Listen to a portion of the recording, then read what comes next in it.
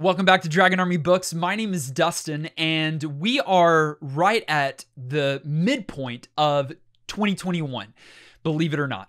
And last year started a trend where I did two videos, one halfway through the year and one at the end of the year, tier ranking the books that I had read up to that point. So at this point, I'm going to review the first half of the year and the books that I've read in that time. And then at the end of the year, I'm going to add the books that I read in the second half of the year and place them in ranking in line with my first set of ranked books, and have a finalized picture of, throughout the year, my feelings on the books that I've read. Now, this is always somewhat sloppy because, one, I've got a poor memory. Two, I read a lot of books. And so three, by especially the end of the year, I have a hard time remembering all of the books that I've read and my feelings and attachment to each and every book. That's why, in part, I rate and review each of the books that I read directly after reading them so that I can look back on Goodreads or watch a video that I once recorded so that I can recall and remember the plot and my feelings about any particular book. So this ranking is going to be without any kind of notes, without any kind of review of the books that I've read in these past 6 months, all from the gut, all from my dormant, latent memories, and we're gonna just hope for the best. Like every other ranking video, this is S through D, S being the absolute best of the best, D being the worst of the worst. And then here are the books. I know you can't see them all right now, but at the end of this video, I will give one image so that you can see kind of all of the books as I've ranked them. And we're going in order of read. So chronologically speaking, in 2021, I read first The Conductors, or at least I tried, because it was garbage. I'm sorry. I got this as an ARC, an advanced reader's copy. I try to read every book that I am blessed to get before release, and this was one that was just bad. The premise is kind of cool, but the implementation was bad. The magic system was bad, and the characters were bad. It was all bad. I actually did not finish, I believe, about 40% of the way through.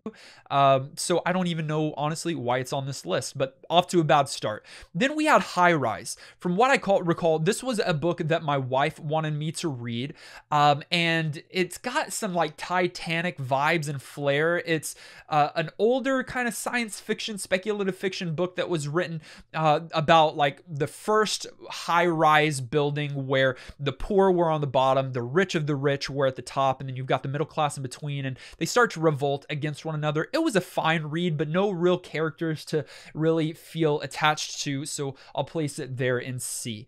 And then we've got, what is this? This is Kingdom Come, a graphic novel, a superhero graphic novel that is like a look at them past their prime. They're all in like their midlife, like 40s, 50s even. And it was really cool to see how the world had evolved, how these new meta-humans or superhumans were arriving and how they had to step back in. It's elite. It was actually so good. I like one of the best graphic novels that I've ever read, and I know that's saying a lot. And then we had the final two books that I read from Martha Wells' what is it called? Come on, The Sympathetic Robot, The Murderbot Diaries. That's what it is. And I said there were no notes. Over here is just my Goodreads so that I can reflect on just if I need to. And that's what I just did and will do if I look over here. So The Murderbot Diaries. These books, if you've watched any of my videos, they'll be in the annotations. I didn't care for The Murderbot Diaries, and I stopped after these two books. I believe that I liked Artificial Condition okay, but Rogue Protocol I didn't at all, and we'll reorganize and prioritize after we get all of these books in their respective tiers. A King's Return was a book that I read from an acquaintance, and it's his first fantasy novel, and I thought he did remarkably well with it. I would place it in the B category. It's fairly copy paste with fantasy novels. We've got a few different POVs, a few different cultures, and the head king, the head king had been missing for many, many years. They thought he would never return. And so this is them trying to reign in the wake of the missing king. So it's pretty cool. And then I picked up the first book in the series by John Gwynne, known as The Faithful and the Fallen, with Malice. It was a thick beast to get through, but I thought it was pretty good. I think it's probably going to be in the A tier for me. It is going to be in the A tier for me. It's an excellent book. It's a lot to ask of a reader to be able to get through, but the end really pays off. I talked a lot about The Faithful and the Fallen this year on my channel, so you can review any of those videos if you have any questions of my thoughts. And then we got to Legend Born. It's a book with an absolutely stunning cover that was just not written for me. It was written for a younger audience, and I really didn't enjoy it that much. The idea, again, it brought in like the Knights of the Rounds, Arthur, that kind of flair with a college prep school, and how these various individuals that were part of the secret society are from families that originated at the Knights of the Round Table. All of that's cool. Some of the twists and turns in the magic systems were okay, but really is just all of the young adult tropes that are there are there. And then I went through a few of the Jodi Taylor books. I believe Why Is Nothing Ever So Simple and When Did You Last See Your Father are both short stories. And then Plan for the Worst was kind of the next main book, the 11th main title in the Chronicles of St. Mary's series. So Why Is Nothing Ever So Simple? I thought it was good. I believe that is the one, if I am correct, that reflects back on Queen Marie Antoinette, which is definitely straight up to A for me if I've got if my memory serves me correct there. And then When Did You Last See Your Father was just okay. Nothing that Jodi Taylor writes is bad or abysmal, but these are those time travel historical fiction novels that are great. And then Plan for the Worst was one of the best Jodi Taylor books that she's ever written. I don't think it gets up to S tier, but it is going to certainly top the A category, or at least be up there. Jodi Taylor is just excellent. St. Mary's and the Great Toilet Roll Crisis. I'll put that in C just because it's not even a short story. It was like a blog post, and it was fine. It was good for what it was, but it's really just, you can read it in like 5 minutes, but it was great. And then Sylvain Neuvel's The History of What Comes Next, A History of What Comes Next, a really cool like World War II alternate fiction where it's just, I loved this book a lot. I'm gonna put it straight up to A. I love his writing. I love the way that he tells his science fiction stories, and here is just really cool to see behind the scenes. So in front of the scenes, we're seeing all of the actual historical events transpire, but in this book, we're getting an alternate retelling of the behind the scenes that led to these events in some very creative, fantastical science fiction kind of ways. Really, really enjoyed that novel. And then we've got another Jodi Taylor. I did a lot of Jodi Taylor this year, getting caught back up because she writes at least 2 books in this series a year. The Ordeal of the Haunted Room was another just short story told. I think it's got some holly and berry on there, so it was a Christmas story. Again, I just thought it was fine. There's nothing spectacular about it. And then we have Hard Time, which is her series that coincides, the Time Police series that coincides with the Chronicles of St. Mary's, but just from the Time Police perspective. And I thought this was a remarkable title as well, and find it in the A category. I did a reread of The Rage of Dragons by Evan Winter. It goes straight into S. If you've been around this channel and watched my videos, you know that I absolutely love this series. It fits everything that I need for like video game grind and over leveling and super powering humans, and the magic system here is so remarkable and unique and interesting. I love The Rage of Dragons and the Burning series that is still ongoing. But before I reread it in preparation for The Fires of Vengeance, which I read Assassin's Apprentice in between the two. It's my first Robin Hobb. To be honest, it was good. She's an incredible author and writes some incredible prose. It takes a long time for absolutely anything to happen. And I felt that it was good, but not great. Sorry, that's not true. I felt that it was good and it was even great, but it's for a particular kind of reader. And it is a way of writing that is not the one that vibes with me most. So absolutely good. Will I read the remainder of the series? Maybe at some point, but that is not what I'm jumping onto straight away. But I am for The Fires of Vengeance. I thought this was an epic follow-up to The Rage of Dragons. Did I like it as much? I don't even remember at this point. I think it was great, and it was a solid follow-up. A lot of pain, a lot of bad decisions made by our protagonist, but what else would we expect? It's a great evolution of characters and of magic system and of drama. I think it's up there in the S tier and deserves to be. And then I read another fantasy classic with The Eye of the World by Robert Jordan, my first dip into the Wheel of Time series. And again, I liked it more, the pacing and the style more than Assassin's Apprentice, I believe, if I recall correctly. I'll put it up in A. I do think that it's great, but it's another one that just takes a long time for anything to happen. But a lot of world building here, but I think I'll probably read more in this series, more so or more quickly than I will in Robin Hobb's series. So I'll definitely put it up in A. And then I read the biggest fan of the Wheel of Time's debut novella with Breach of Peace. I think it's just a solid B tier book. It's a great first entry, but it's brief and the characters are just okay. Didn't feel myself immediately connected with any of them. The little world building that we do have here is interesting, and I think it sets up for a good world and future story that Daniel Green is going to be telling. Next, we got Gods of Jade and Shadow, an instant buy because of the cover. Just look at that, absolutely gorgeous. And the book was pretty garbage. There's some redeeming qualities of it. Like, it could be at the bottom of the C tier, but I'll probably have it up at the top of the D tier for me. It didn't work for me. I thought it was poorly conceived, poorly executed. The characters were annoying, and just didn't. It was just a repetitive book, and while the cover was the best thing about the book. But The Echo Wife was amazing, probably top of A tier or near the top of A tier.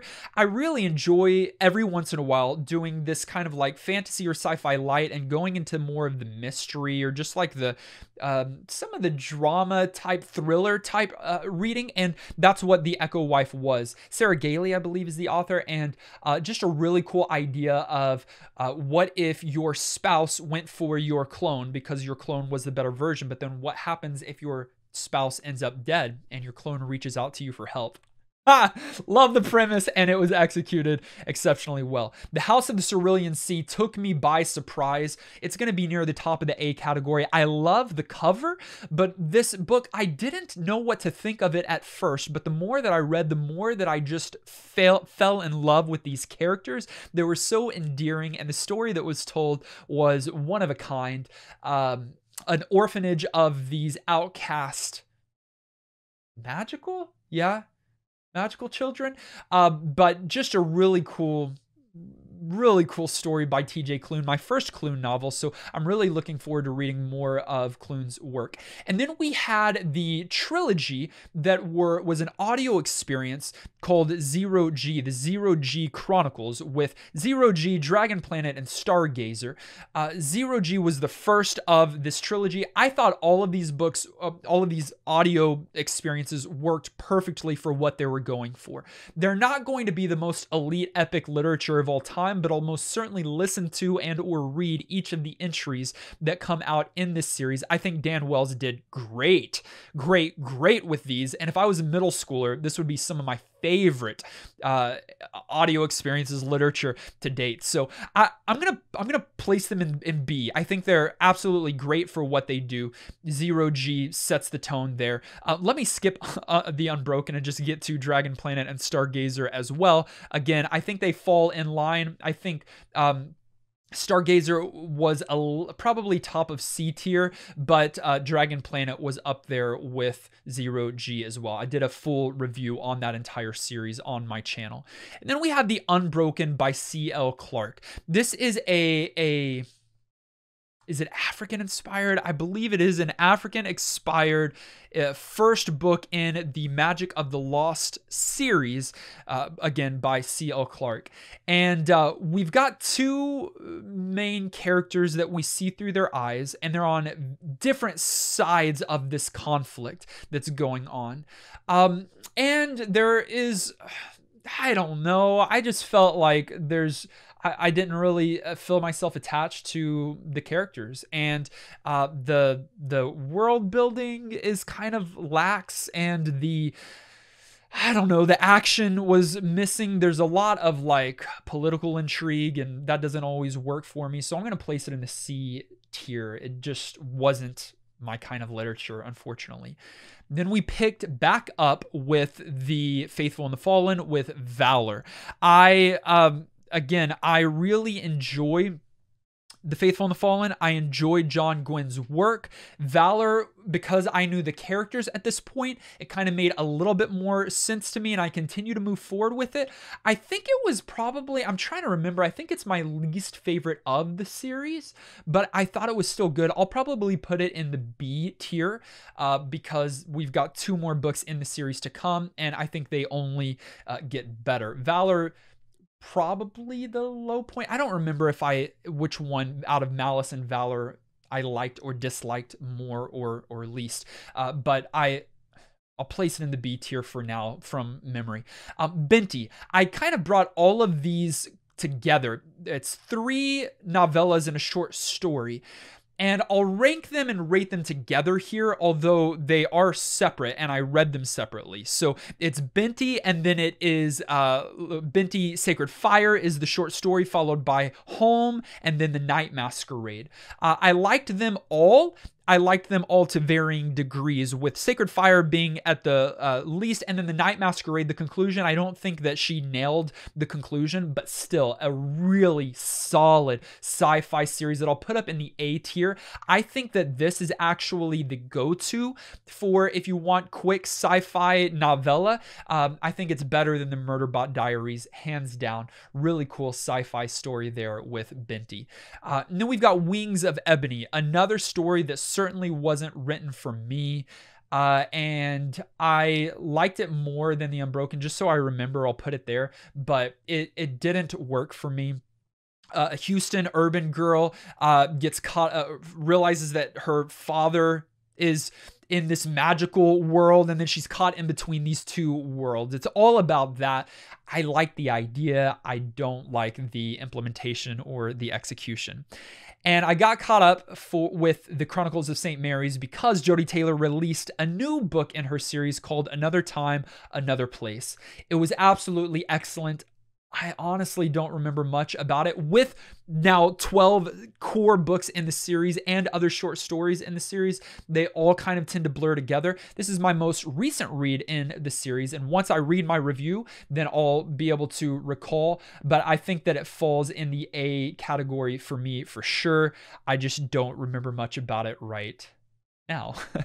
And then we've got A Dark Descent, which was the follow-up to Where Is It in Here? A King's Return, written by the acquaintance of mine. I think that it falls into C tier. It did not do as well for me as A King's Return, but I thought it's okay. Again, you can tell that it is written by someone who's just getting into the craft of writing this fantasy literature. And I think that it works. The audiobook is what I read the audiobook and read the ebook at the same time. The audiobook had some glaring issues that caused me to that caused some distractions significantly. I won't get into all of those here, but that's why in part that it's C tier. And then Hail Mary's Andy Weir's book, I just put it up in S tier very quickly. Do I stand by that? I do. I think I gave it 5 stars. I didn't give it 5 stars. I gave it 4 stars, which is causing me to rethink. But I'm going to leave it for now. It's the creator of The Martian and Artemis. He did Hail Mary, and I really love this optimistic sci-fi First Contact kind of novel. And this white room wakes up, doesn't know who he is or what he's trying to do. Love the premise. Think that for the most part it was well executed. That's why I dropped it down. Too much science going on. Absolutely too much science going on. But still, I loved that book. Ruin was my favorite in The Faithful and the Fallen, the penultimate novel in The Faithful and the Fallen, and I think this is where he shined brightest, where the characters were most robust and vivid. I absolutely loved what happened there. Not to say that he didn't stick the landing, which we'll get to eventually, but I loved Ruin most. And then a book that will always be near and dear to me is Son of the Storm, because it was my first physical ARC and I absolutely enjoyed it, thought it was great.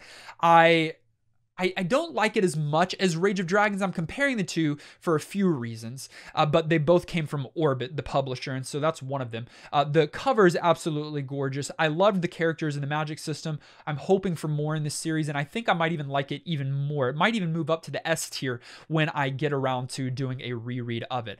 And then I came to Brandon Sanderson's new graphic novel series that starts with Dark One, and it was okay. It's better than his graphic novel attempt with White Sands, and it's a cool premise. It's okay art direction. It's an interesting start. We'll have to see where it goes. I'm going to place it probably low in the B tier. And then I got into the graphic novel series, which I'm still reading right now, called Usagi Yojimbo. It's a tale of a Ronin rabbit. It's a samurai who's lost his master, and he's traveling without a master, and he's a master of the blades, and he's anthropomorphic. He's not just a rabbit hopping around, and it's so good. I read the origin story that was colorized and thought they did really well. The color really made it pop, because most of the series, if not all of it, is just black and white sketch. But this Origins was recolored, and I thought that it was remarkable, up in the A tier. Hopefully you're being able to see all of this right now. And then we went into the first and second volumes. The first volume was just a retelling of the colored edition without the color. So I thought that it was probably in the B tier. And then we'll go ahead and go to volume 2 right here, which I thought was remarkable. Started to tell new stories. I'm still going to put it at the top of the B tier though, because these are still before we start telling a cohesive story from beginning to end, and are just these scattered kind of one-off stories for the most part. And then I stopped reading The Faithful and the Fallen because I was told over and over again that I had to read The Shadow of the Gods, which was a new series, not in the same world of The Faithful and the Fallen. This one is more like Viking inspired, and it's epic, and it's good. I didn't like it as much as The Faithful and the Fallen, to be honest with you. But I do see it for the merits that it is. And I'm going to put it probably at the bottom of the A tier. And then, baby boys and girls, I finished Avatar: The Last Airbender, the animated series, and I loved it. And so I wanted to dive into all of the graphic novels and literature that takes place in between The Last Airbender and The Legend of Korra. And so I did. But it began with, chronologically speaking, Zuko's story, which is actually based off of the horrible movie. But they did pretty good with this graphic novel, to be honest. I felt like it fell somewhere in the B tier. It was a good story following Zuko. Actually, it's kind of like a prequel story. It takes place in the animated series shortly after he is outcast. That's what it is. It's shortly after he's outcast, and the moments leading up to when he sees that beam of light in the sky that sets the trajectory of his life for the rest of time. So it's a pretty cool novel there.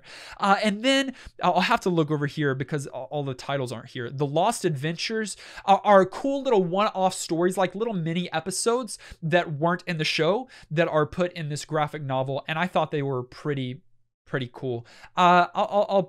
They all worked. I'll put them probably near the top of B tier because we've got a lot more graphic novels to go.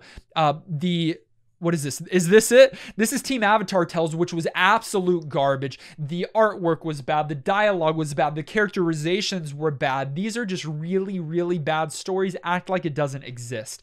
And then we had a little one-off story with Katara, and it was the pirates, Silver, and I thought it was good. Again, I'm going to place it in B tier just because it wasn't really much evolution of character or story, just a one-off story, and it was fine for what it was. And then we come to the finale of The Faithful and the Fallen with Wrath. It was great. I do think the author stuck the landing, but really it is 35 chapters. No, sorry. It is a setup and then 35 chapters of a final battle, which was epic. And John Gwynne thrives with his battle sequences. And I loved the characters by this point. There were a few times where I stood up and cheered. And then there were a couple of times where I was crushed, emotionally speaking. But I did not like it as much as Ruin, but I am going to put it up near the top of, in fact, I think it was my second favorite at top of the A tier. But I'm reserving S tier for the best of the best. And then we had The Promise, which was the first concrete graphic novel series written I don't remember who actually it was written by Jean Luen Yang, I believe, and illustrated by Gurihiru. Man, I'm butchering these. But with The Promise, it begins, and The Promise was absolutely great. It's A tier for sure. We'll have to see where it lands in there. I love that series. They're in 3 parts, each of these kind of concrete core graphic novels in 3 parts. And I think The Promise does absolutely well, continuing the story after the animated series ends and takes us into what is next. And then we've got Dune. This was an arc that I read, a graphic novel of the prequel setting up the series. And I thought it was actually really, really good. I'm going to place it in A as well. Thought the art was good. I thought the characters were cool. And it really sets up the world in a really, really cool way. So if you're a Dune fan, be on the lookout for this as soon as it's released. The next Avatar graphic novel that was read was The Search. And this is without Toph Beifong. And okay. This is going in C. It's not garbage, but I was saddened by it because it, while the same illustrator and author and everything was there, the storytelling was just lackluster. And some of the direction that they went with the reveals, the search is all about the search for Zuko's mother. We'll leave it at that. Earth Unaware. I started the prequel novels to the Ender's universe, the Ender's Game saga, the first Formic War with Earth Unaware. And each of these books I just thought were okay. In fact, they're not even B. They're in the C tier with Earth Unaware. I'm going to go ahead and jump forward with Earth Afire. I thought that was C tier as well. But I will put Earth Awakens up in B tier, which was the finale. And it's really, like I've argued before, 3 parts to 1 story, but they split it up into 3 books. And I think it was outlined by OSC and written by Aaron Johnston, and you can tell. All right, back to Usagi Yojimbo. This one is volume 3, The Wanderer's Road, and this is where we begin to get more cohesive stories told. And I thought that it was a really good one. Where am I going to put it? Let's put it up. Usagi Yojimbo volume 3. It's hard to distinguish between the volumes just by cover alone. This one was volume 3, The Wanderer's Road, and I thought it was good. Okay, then what I expected to be like S tier for me, because I absolutely love Toph Beifong, was Beifong's Metal Bending Academy that had very little to do about Beifong's Metal Bending Academy. It was still an okay story, and I think it's probably bottom of the B. It's around Katara's story with me. It's like, okay, it's fine. It shows a little bit of evolution of the world, but it doesn't really advance much. And then this next one, which one is this? The Rift. And that is about Toph going along with Aang and team to a world that has changed around them. And I thought this was absolutely splendid. Top of A, absolutely wonderful. Continued to be that Gurihiru and Yang team. I absolutely love that story. Probably my favorite of the graphic novels so far, I believe. Let's finish off with the Usagi Yojimbo. So this is volume, gosh, this is volume 4, 5, and 6. Volume 4 continues with the Dragon Bellow Conspiracy, and I thought that was definitely A tier. With volume 5, we've got the Lone Goat and Kid, which are, for some reason, not a cohesive story, just went off and told a few sporadic stories within there. And so I think, are there any other Usagi Yojimbos I put in C? Ooh, I don't know if I want to do that. It's B or C. We'll place them in C. We'll place both of these in C because Circles and Circles and the Lone Goat and Kid have a story in there that you can follow, but most of them are just split up. They're great. They're going to be near the top of C, but they're not as good as some of these others. And I think yesterday, I just finished Smoke and Shadow, which is another one of those graphic novels. And I think it's great. I think it's actually an A, probably lower A. Love what I'm reading here. And I've got 2 more, I believe, to read from that same team and crew. Whew. That is my tier ranking so far for 2021. But I've got to reorder and reprioritize them now. So let me do so off camera.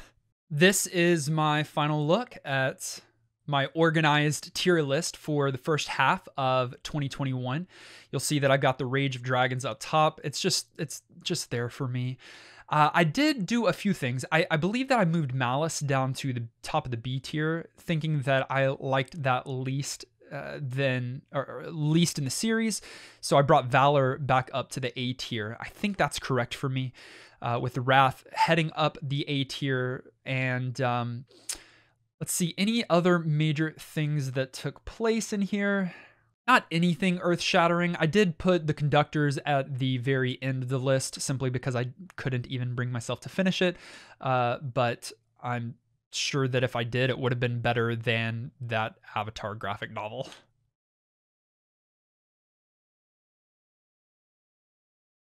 Well, what do you think? Do you hate me? Where did I get it wrong? Where did I get it right? You can let me know down in the comments below. Thank you if you took the time to watch this extremely lengthy video. I tried to go as quickly as possible, but I don't want to hold you any longer. If you haven't yet, click subscribe, join the Dragon Army, and we'll see you in the next one.